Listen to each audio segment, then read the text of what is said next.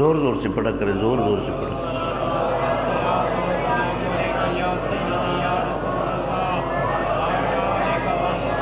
السلام علیکم سیدی یا نور اللہ وعلی آلک و اصحابک یا رحمت للعالمین۔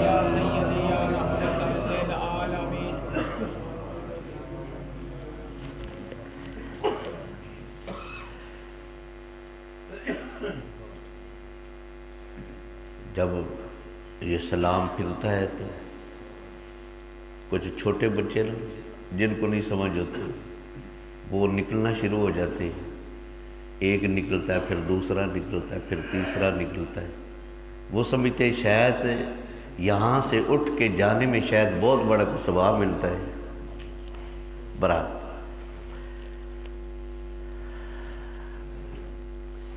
رمضان المبارک کا آج تیسرا روزہ ہے۔ جنہوں نے روزہ رکھا ہے ذرا سبحان اللہ ذرا۔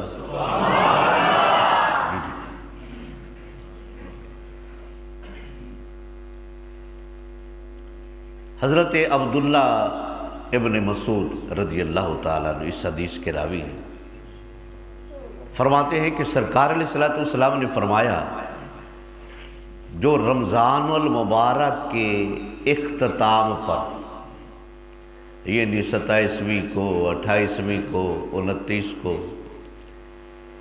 ان کے قریب رمضان میں کسی کا انتقال ہو جاتا ہے تو اللہ تعالیٰ اس کی بخشش فرما دیتا ہے۔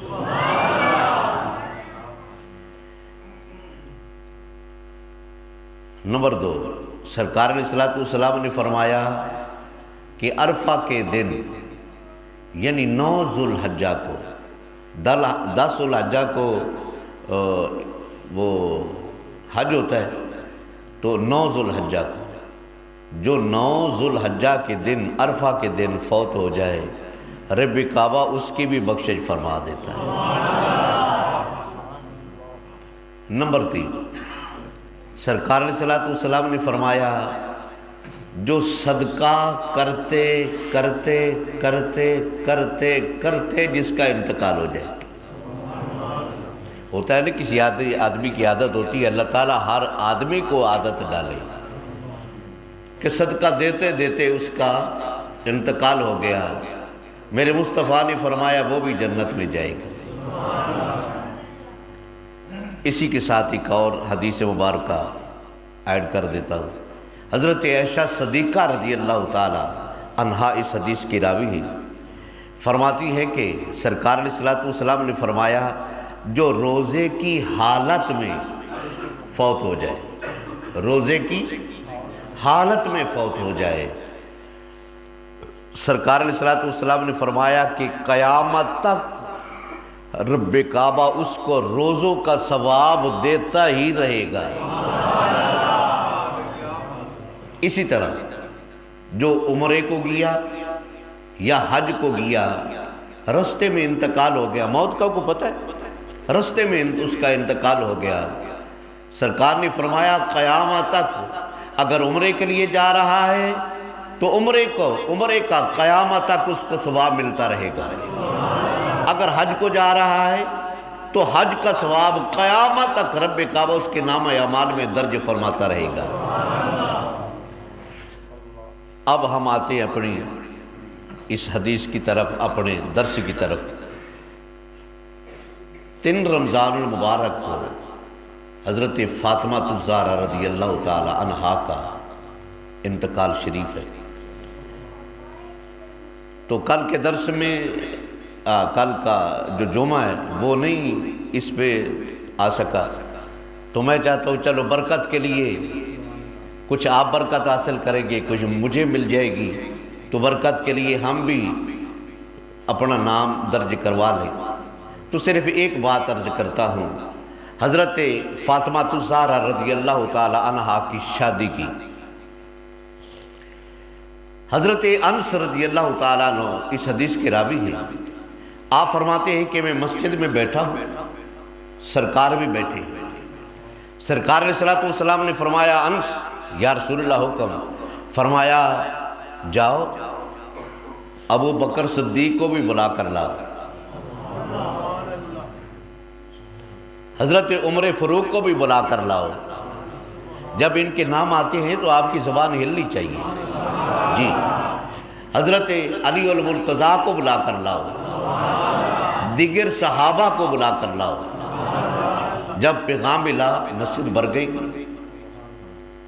سرکار علیہ السلام تشریف فرما ہے، حضرت علی پاک تشریف فرما ہے۔ میرے مصطفیٰ نے فرمایا علی یہ جبریل علیہ السلام تشریف فرما ہے اور اللہ کا پیغام لائے ہیں۔ پیغام کیا لائے ہیں؟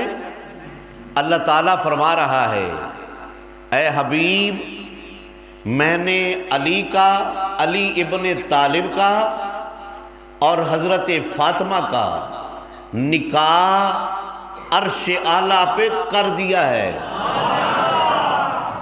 عرش اعلیٰ پہ کر دیا ہے۔